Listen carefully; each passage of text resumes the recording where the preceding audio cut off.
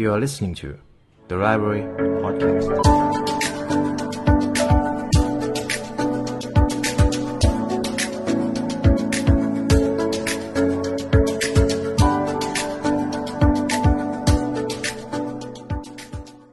ตำราสู่ความสำเร็จและเนื้อหาพิเศษจากเรา The Library Premium Content เพราะการเรียนรู้จะทำให้คุณเป็นอิสระ Mastery บทตำราสู่การเป็นยอดคนครับในเอพิโซดนี้ผมมีโอกาสได้นำหนังสือของคุณโรเบิร์ตกรีนมาทำอีกครั้งหนึ่งหากเราอยากจะเป็นยอดคนอยากจะเชี่ยวชาญไม่ว่าจะเป็นเรื่องอะไรก็ตามหนังสือเล่มนี้จะให้คำตอบนั้นครับคุณโรเบิร์ตกรีนได้พยายามหาคำตอบแล้วก็อิงเรื่องราวของคนที่ประสบความสำเร็จและมีความเชี่ยวชาญสูงที่สุดคนเหล่านั้นอาจจะไม่ใช่คนที่มีพรสวรรค์มากที่สุดคนเหล่านั้นอาจจะไม่ได้มีต้นทุนที่มากที่สุดแต่เขามีองค์ประกอบบางอย่างที่ทำให้คนเหล่านั้นประสบความสำเร็จในเอพิโซดนี้เราจะมาเรียนรู้ที่จะเป็นยอดคนกับหนังสือ Mastery ครับในเอพิโซดนี้ครับเราจะมาเรียนรู้กับหนังสือของคุณโรเบิร์ตกรีนกันความน่าสนใจของหนังสือเล่มนี้ก็คือเขาได้พูดถึงการเป็นยอดคนครับคุณโรเบิร์ตกรีนได้เขียนหนังสือหลายเล่มซึ่งเป็นหนังสือขายดีและผมเองก็ได้นำหนังสือของเขามาถ่ายทอดให้กับ learner เยอะมากๆไม่ว่าจะเป็น The 48 Laws of Power The Human Nature หรือแม้แต่The Seduction ที่ผมกำลังจะทำในต่อจากนี้ซึ่งต้องบอกก่อนว่าบทเรียนของคุณโรเบิร์ตกรีนเป็นอีกสมบัติชิ้นหนึ่งของโลกเลยก็ว่าได้ดังนั้นจึงเป็นโอกาสดีที่เราจะมาเรียนรู้กับหนังสือ Mastery ของเขาครับหนังสือเล่มนี้พูดถึงเรื่องของการเป็นผู้เชี่ยวชาญหรือการเป็นยอดคนครับนี่คือประเด็นหลักของหนังสือเล่มนี้คนที่จะเป็นยอดคนได้แค่พรสวรรค์มันไม่พอคุณต้องมีความทุ่มเทอดทนและต้องมีเมนเทอร์ที่มากประสบการณ์ที่จะคอยชี้แนะนำทางเราได้นี่จึงเป็นบทเรียนจากหนังสือ Mastery ครับผมสรุปโดยย่อมาจริงๆแล้วหนังสือเล่มนี้มีหลายกฎครับในการที่จะเป็นยอดคนแต่กฎในเอพิโซดนี้เป็นกฎที่ทุกท่านจะนำไปปรับใช้เพื่อที่จะสร้างชีวิตที่ยอดเยี่ยมและนำตัวเองไปสู่การเป็นยอดคนนั่นเองเรามาดูบทเรียนข้อแรกกันข้อที่ 1 determination and discipline นี่คือสิ่งที่สำคัญที่สุดในการที่เราจะเป็นยอดคนครับความมุ่งมั่นความมีวินัยหลายท่านอาจจะเคยได้ยินแล้วว่าหากเราอยากจะประสบความสำเร็จเราจะต้องมีวินัยเราจะต้องมีความมุ่งมั่นในสิ่งที่ตัวเองทำมันพูดเหมือนง่ายใช่ไหมครับแต่ในความเป็นจริงแล้วนี่คือสิ่งที่ยากและมีเพียงคนจำนวนน้อยที่จะทำได้เพราะอะไรเรามาดูกันตรงนี้ครับความมุ่งมั่นที่ย้ำในหนังสือ Mastery ของคุณโรเบิร์ตกรีนครับเขาบอกว่านี่คืออาวุธลับในการพิชิตเป้าหมายอาจจะบอกได้ว่า the consistency is the key ครับความสม่ำเสมอความมุ่งมั่นนั่นคือกุญแจที่สำคัญที่สุดแล้วไม่ใช่สิ่งอื่นใดไม่ใช่เรื่องของการมีความมุ่งมั่นเหนือมนุษย์แต่คุณต้องมีแรงผลักดันภายในที่แข็งแกร่งหากคุณอยากจะเชี่ยวชาญหรืออยากจะเป็นสุดยอดในเรื่องอะไรก็ตามคุณจะต้องรู้เหตุผลว่าทำไมคุณจะต้องเก่งในสิ่งนั้นก่อนถ้าคุณไม่มี passion หรือไม่มี why ที่ชัดเจนคุณจะไปได้ไม่ไกลแรงผลักดันภายในมันจะไม่เกิดขึ้นครับนี่คือประเด็นที่สำคัญเขาบอกว่าลองนึกถึงเป้าหมายที่ยากๆเช่นฝึกฝนทักษะหรือเพิ่มความมั่นใจในการเข้าสังคมสิ่งเหล่านี้ล้วนต้องใช้ความมุ่งมั่นอย่างมากในการทำให้เป็นจริงผมจะยกตัวอย่างครับสมมติผมทำธุรกิจทุกคนอยากมีธุรกิจครับแต่จะมีไม่กี่คนเท่านั้นที่ทำธุรกิจแล้วประสบความสำเร็จผมอาจจะบอกได้ว่าปัญหาจะเข้ามาทุกวันเลยครับหากวันนี้ผมแก้ปัญหาได้พรุ่งนี้เดี๋ยวก็มาอีกจึงไม่ใช่เรื่องเกินจริงเลยที่เขาบอกไว้ว่าความสำเร็จดีใจได้แค่วันเดียวครับดีใจได้แค่วันเดียวจริงๆเพราะเดี๋ยวพรุ่งนี้จะมีความท้าทายบางอย่างที่เราจะต้องไปใช้ความมุ่งมั่นของตัวเองเพื่อที่จะแก้ปัญหานั้นนี่แหละครับคือเหตุผลที่ว่าทำไม determination และ discipline จึงเป็นสิ่งที่สำคัญหากคุณอยากจะเป็นยอดคนไม่ว่าจะเป็นเรื่องอะไรก็ตามสิ่งเหล่านี้มีราคาที่ต้องจ่ายครับในหนังสือเล่มนี้ในช่วงแรกๆเขาได้แนะนำว่าหากเราอยากจะเก่งเรื่องอะไรก็ตามจริงๆอย่าเพิ่งหาเทคนิคให้หาวิธีการก่อนแล้วถ้ามีวิธีการหลังจากนั้นเก็บชั่วโมงบินครับนี่คืออีกคำหนึ่งที่ผมชอบคำว่าเก็บชั่วโมงบินหากเรามีวิธีการและเราเก็บชั่วโมงบินได้มากพอเดี๋ยวเทคนิคมันจะมาเองเดี๋ยวผลลัพธ์ความสำเร็จมันจะตามมาเองในภายหลังกฎ 10,000 ชั่วโมงก็ถูกพูดในหนังสือเล่มนี้ครับกฎ 10,000 ชั่วโมงสำหรับความเชี่ยวชาญในทักษะความท้าทายย่อมทำให้ความสำเร็จมีความหมายชั่วโมงบินที่สูงย่อมทำให้ความสำเร็จมีแนวโน้มที่จะเพิ่มสูงขึ้นฉะนั้นแล้วความมุ่งมั่นคือเพื่อนที่ดีที่สุดสำหรับความฝันของทุกๆคนครับไม่ว่าท่านจะปรารถนาอะไรก็ตามนี่คือกฎข้อที่ 1กฎข้อที่ 2ของหนังสือเล่มนี้ครับคุณโรเบิร์ตกรีนพูดถึงบ่อยมาก mentorship ครับเราอาจจะเรียกว่าครูหรืออาจารย์ก็ได้นี่คืออีกสิ่งหนึ่งที่สำคัญถ้าคุณอยากจะสำเร็จอยากจะเป็นยอดคนการมีครูที่ดีเป็นอีกสิ่งหนึ่งที่ควรจะมองหาครับเพราะอะไรเขาบอกว่าการจะเป็นยอดคนได้ท่านต้องมีต้นแบบที่ยอดเยี่ยมอาจจะเป็นบุคคลที่มีประสบการณ์มากกว่าในสายงานของตัวท่านหรือบุคคลต้นแบบในเส้นทางที่คุณชื่นชมคุณอาจจะไม่จำเป็นต้องไปเจอเขาตัวต่อตัวแล้วก็ได้ทุกวันนี้เราสามารถเจอเขาได้ในโซเชียลมีเดียโลกอินเทอร์เน็ตหรือแม้แต่หนังสือที่เขาเขียนนั่นก็เป็นเมนเทอร์ของเราได้ครับซึ่งผมเองก็ใช้เมนเทอร์ในเส้นทางนี้บ่อยมากเขาจะสามารถช่วยให้เราหลีกเลี่ยงความสับสนในความมืดได้ครับส่วนหนึ่งที่ผมเจอในช่วงหลังๆของบทเรียนความสำเร็จก็คือเราอาจจะไม่จำเป็นต้องเป็นคนที่เร็วที่สุดหรือเริ่มต้นก่อน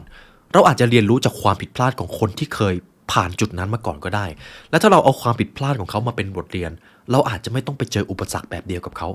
นี่คือความสำคัญของการมีต้นแบบหรือมีเมนเทอร์ครับเขาจะช่วยลดระยะเวลาความสำเร็จของเราอาจจะลดได้เกินครึ่งหนึ่งเลยด้วยซ้ำฉะนั้นแล้วนี่อาจจะเป็นอีกวิธีการหนึ่งที่จะเพิ่มระดับความสำเร็จในชีวิตหรือเพิ่มการเป็นยอดคนในชีวิตเพราะแน่นอนครับผมเชื่อว่าความฝันของทุกท่านมีอุปสรรคแน่ๆไม่ว่าจะยากหรือจะง่ายแต่มีแน่ๆคนที่จะเป็นเมนเทอร์จะช่วยนำทางพวกเราได้อย่าลืมว่าเวลาเป็นสิ่งที่มีค่าและการมีที่ปรึกษาจะเป็นข้อได้เปรียบที่ดีที่สุดสำหรับความสำเร็จนี่คือบทเรียนข้อที่2ครับจากตำรา Mastery ข้อที่3 Social Intelligence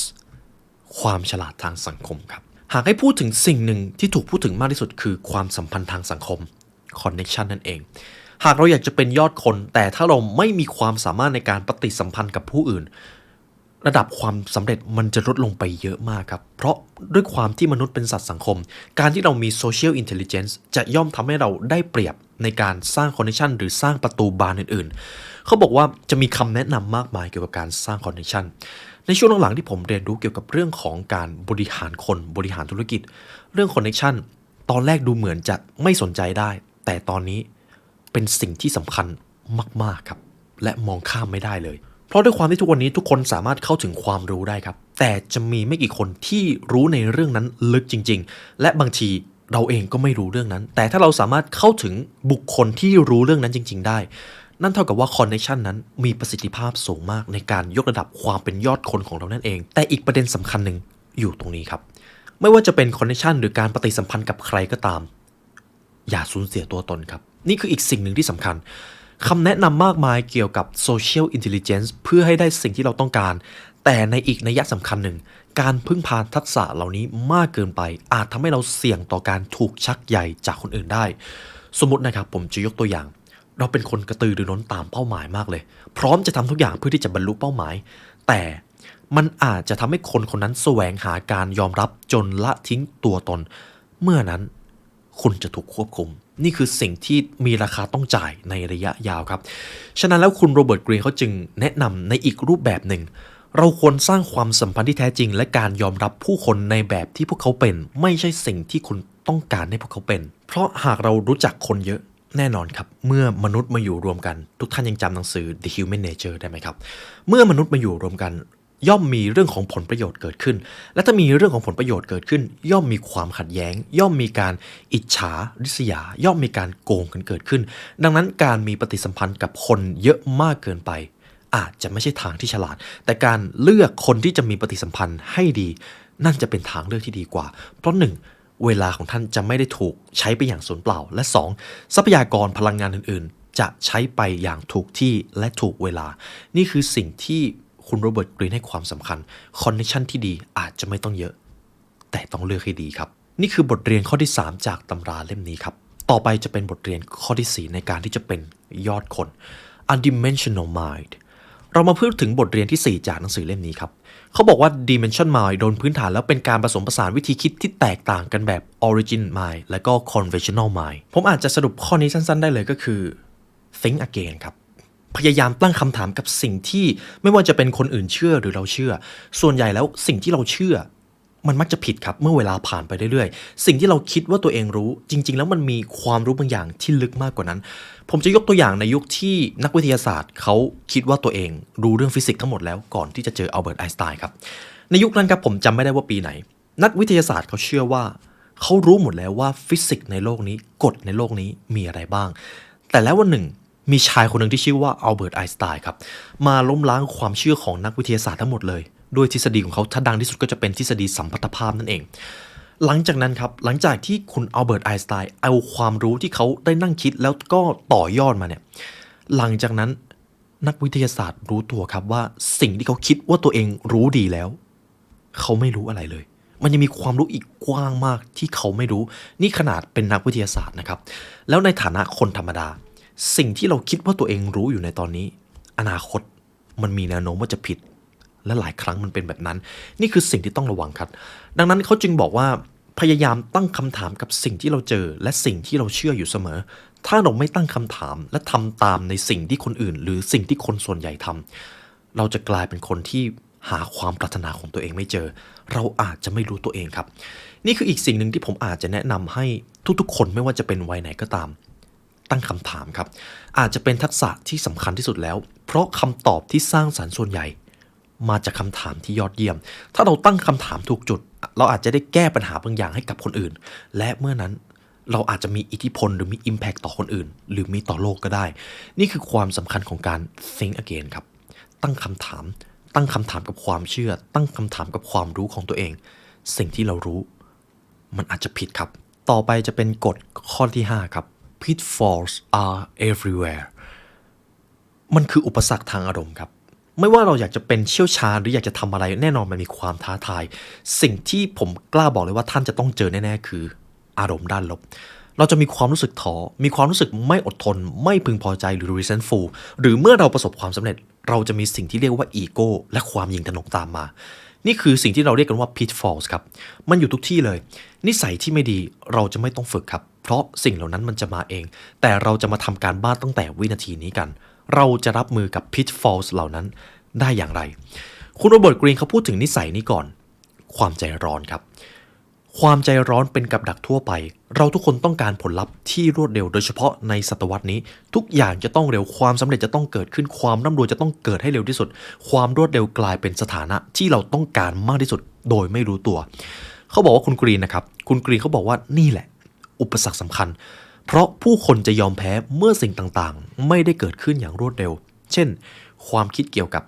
การลดน้ำหนักการทำธุรกิจเราอยากให้ผลลัพธ์มันเกิดขึ้นได้ทันตาเห็นแต่จริงๆแล้วทุกอย่างมันต้องใช้เวลาครับโดยเฉพาะเรื่องของความสำเร็จต้องใช้เวลาเราทุกคนต่างเป็นดอกไม้ดอกหนึ่งที่รอเวลาผลิบานเป็นของตัวเองแต่ถ้าเราไปเร่งในสิ่งที่มันยังไม่ควรจะเกิดขึ้นเราอาจจะเจอวิกฤตโดยไม่รู้ตัวครับนี่คือประเด็นสำคัญของข้อนี้ฉะนั้นมันจึงไม่ใช่เรื่องเกินจริงครับความอดทนคือกุญแจอีกดอกหนึ่งที่จะทำให้ท่านไปสู่จุดหมายนั้นการทำพลาดไป1 ครั้งไม่ใช่เรื่องผิดคุณแค่ต้องมีความอดทนความอดทนคือสิ่งที่สำคัญมันไม่ได้เกี่ยวกับร่างกายมันเกี่ยวกับจิตใจด้วยถ้าเร่งรีบเกินไปความวิตกกังวลจะเข้ามากัดกินจิตวิญญาณของท่านเท่านั้นเองเขาจึงบอกว่าแน่นอนเราทุกคนเมื่อได้อ่านหนังสือเล่มนี้เรามีความฝันที่อยากจะเป็นยอดคนไม่ว่าจะเป็นในชีวิตของตัวเองหรือเป็นยอดคนต่อชีวิตของผู้อื่นความเชี่ยวชาญเหล่านั้นต้องใช้ความพยายามครับต้องใช้ความอดทนหาจุดที่เหมาะสมทำกิจวัตรเหล่านั้นให้กลายเป็นนิสัยและสนุกกับมันในขณะลงมือทำตามเป้าหมายอย่าเพิ่งได้คิดว่าตัวเองเก่งที่สุดแล้วเพราะบางทีคุณอาจจะทำได้แค่ผิวเผินเท่านั้นเมื่อเทียบกับคนที่เป็นยอดคนจริงๆส่วนนิสัยสุดท้ายที่คุณโรเบิร์ตกรีนพูดถึงก็คือความโอ้อวดครับเมื่อเราประสบความสำเร็จสิ่งที่มันจะตามมาแน่ๆคือความหยิ่งทะนงถ้าเราไม่ได้ฝึกรับมือด้วยการมีความถ่อมตัวเราจะเจออีโก้เล่นงานแน่ๆครับมนุษย์ทุกคนเจอสถานการณ์นี้อีโก้หรือความโอ้อวดเป็นการที่เราอยู่กับความสำเร็จหรืออยู่กับคำชมแบบผิวเผินมากจนเกินไปคุณกรีนก็บอกว่าเมื่อคุณสำเร็จคุณอาจจะหลงทางกับความสำเร็จก็ได้ความล้มเหลวจึงสอนเราได้ดีกว่าความสำเร็จครับความสำเร็จมันจะทำให้เราเชื่อว่าวิธีการที่เราทำอยู่มันถูกแล้วหากเราทำสิ่งต่างๆเพียงเพื่อความสำเร็จเล็กๆหรือเพื่อคำชมของผู้อื่นเราอาจจะสูญเสียวิสัยทัศน์ที่เราได้ตั้งเอาไว้ในตอนแรกจงจำไว้เสมอว่าฝึกฝนเพื่อตัวท่านเองไม่ใช่เพื่อเสียงปรบมือการชื่นชมเป็นสิ่งที่ดีแต่ไม่ใช่ทั้งหมดต่อไปจะเป็นบทเรียนข้อสุดท้ายที่ผมนำมาให้ทุกท่านครับ The feeling of mastery การที่เราอยากจะเป็นยอดคนแน่นอนเราต้องใช้ความอดทนเราจะต้องมีความพยายามกับสิ่งที่ตัวเองทำแต่ขั้นตอนแรกที่มันจะต้องเกิดขึ้นก่อนก็คือ เราต้องรู้จักตัวเองครับคำว่ารู้จักตัวเองคืออีกคำหนึ่งที่ผมพูดค่อนข้างบ่อยแต่สิ่งนี้มองข้ามไม่ได้หากเราไม่รู้จักตัวเองต่อให้เราจะขยันขนาดไหนก็ตามเราจะไม่ค้นพบความสำเร็จที่เราคิดว่าเราต้องการเลยเราจะไม่เจอการรู้จักตัวเองจึงเป็นเรื่องที่สำคัญและสิ่งที่สำคัญไปกว่านั้นทุกคนครับมนุษย์ทุกคนถูกสร้างมาให้เป็นผู้เชี่ยวชาญด้านใดด้านหนึ่งมาตั้งแต่แรกแล้วอยู่ที่ว่าเราจะฟังเสียงแห่งความปรารถนานั้นหรือไม่คุณโรเบิร์ต กรีนเขาได้พูดถึงสิ่งนี้ค่อนข้างบ่อยครับคนที่เขาเป็นยอดคนหรือเขาเชี่ยวชาญจริงๆแล้วบางทีเขาชอบสิ่งนั้นมาตั้งแต่แรกแล้วเขารู้ว่าเขาต้องการสิ่งนั้นเหตุผลเป็นเพราะเขาฟังตัวเองเขาเชื่อใน gut feeling หรือเชื่อในสัญชาตญาณของตัวเองอะไรก็ตามที่มันเกิดขึ้นมาจากสัญชาตญาณตอนแรกเราจะสงสัยแต่ท้ายที่สุดผลลัพธ์เหล่านั้นมันมักจะออกมาดีเสมอนี่คืออีกบทเรียนหนึ่งที่ผมได้อ่านจากทั้งตำราและครูที่สอนผมนี่คือสิ่งที่ไม่ฟังไม่ได้ครับ instinct หรือสัญชาตญาณนั่นเองเพราะการที่เราจะเชี่ยวชาญแค่ความมุ่งมั่นไม่พอแน่นอนแต่มันจะต้องมีความหลงไหลในสิ่งที่ตัวเองทำมันจะกลายเป็นสิ่งที่อยู่ในหัวของเราตลอดเวลาผลักดันให้เราไปข้างหน้าการเดินทางจะเป็นไปอย่างเชื่องช้าเพราะมันจะต้องใช้เวลาและมันมีความยากเพราะสิ่งเหล่านั้นมันยากมันถึงดีมันถึงมีคุณค่าเพราะถ้าสิ่งเหล่านั้นมันง่ายและมันธรรมดาเราจะทำไปทำไมท้ายที่สุดนะครับคุณโรเบิร์ต กรีนก็จึงได้กล่าวไว้ว่าความชำนาญเป็นกระบวนการของสัญชาตญาณการเรียนรู้ที่จะมุ่งมั่นและความหลงไหลอย่างไม่ลดละจงฟังเสียงสัญชาตญาณของตัวเองเป็นอันดับแรกและหลังจากนั้นท่านจะรู้เองว่าท่านจะต้องทำอะไรนี่ก็เป็นบทเรียนจากหนังสือ Mastery ที่ผมนำมาให้คุณผู้ฟังทุกท่านนะครับเป็นหนังสืออีกเล่มหนึ่งที่พูดในเรื่องของความเชี่ยวชาญไปจนถึงความสำเร็จเลยก็ว่าได้แต่หนังสือเล่มนี้จะเน้นไปที่การเป็นยอดคนหรือการเป็นเบอร์หนึ่งไม่ว่าจะเป็นเรื่องอะไรก็ตามเขาได้พูดถึงสิ่งนี้ครับจะคล้ายๆกับหนังสือ Outliers แต่จะมีความเป็นปรัชญามากกว่านี่คือเสน่ห์ของคุณโรเบิร์ต กรีนเลยก็ว่าได้ส่วนบทเรียนสุดท้ายนะครับผมจะเอาจากปกด้านหลังของหนังสือเล่มนี้ซึ่งอาจจะเป็นคีย์ในการยกระดับความเชี่ยวชาญของตัวเอง The ultimate form of power is mastery รูปแบบสูงสุดของอำนาจในชีวิตคือการเรียนรู้ที่จะเป็นยอดคนสเต็ปที่1ครับจงฝึกฝนอย่างเข้มงวดและก็เรียนรู้จากคนที่เก่งกว่าท่านสเต็ปที่2เอาความรู้ที่ถูกซ่อนอยู่และนำความรู้เหล่านั้นจากการเรียนรู้ฝึกฝนอย่างต่อเนื่องมารวมกับประสบการณ์จากการฝึกฝนทำอย่างนี้อย่างสม่ำเสมออย่าได้หยุดสเต็ปที่3ฝึกฝนตัวเองให้เชี่ยวชาญกว่าคนที่เป็นต้นแบบของท่านและหลังจากนั้นเขียนกฎหรือเขียนเรื่องราวของตัวท่านเพื่อที่จะส่งต่อให้ผู้อื่นนั่นคือหลักของการเป็น Mastery การเป็นยอดคนนั่นเองและถ้าทุกท่านฟังมาถึงนี้ก็ขอขอบคุณและเป็นเกียรติมากครับที่ได้มาเรียนรู้ด้วยกันหากทุกท่านอยากซื้อหนังสือเล่มนี้ครับทุกท่านสามารถซื้อหนังสือเล่มนี้ได้จาก The Library Shop ครับเพื่อที่จะยกระดับความเป็นยอดคนในตัวเองและในวันนี้ครับได้เวลาอันสมควรแล้วทีมงาน The Library และผมขอลาไปก่อนขอให้วันนี้เป็นวันที่ยอดเยี่ยมของทุกท่านครับสวัสดีครับ